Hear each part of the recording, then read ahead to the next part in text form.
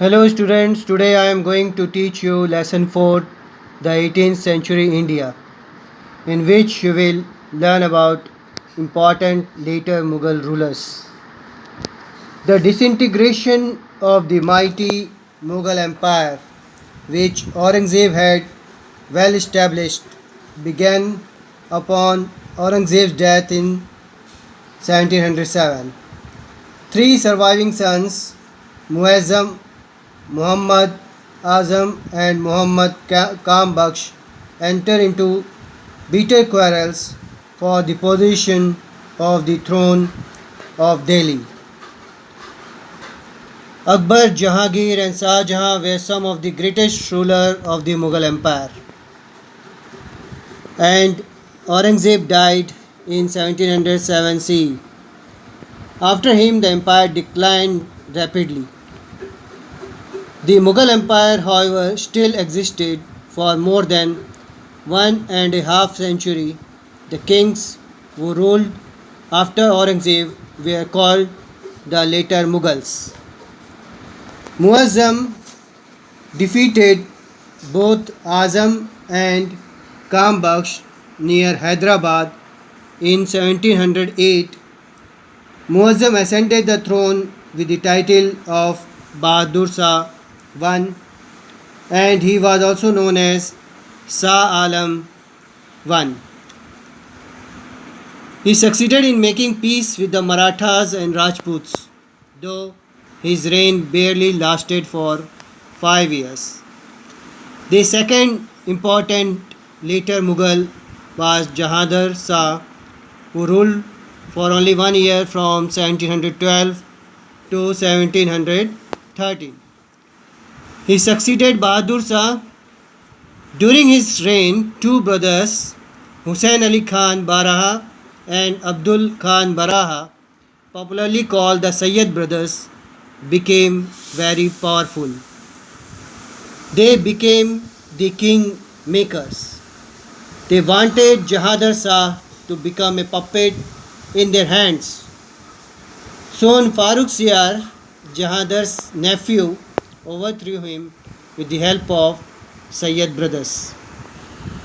Then the third important later Mughal ruler was Farooq Siyar, who ruled from 1713 to 1719. As Sayyid brother made Farooq Siyar the king, so they dominated the court of Farooq Siyar.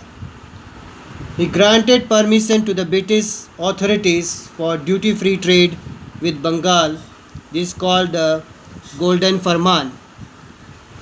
When Farooq Siyar tried to free himself from the clutches of the Sayyid brothers, he too was killed.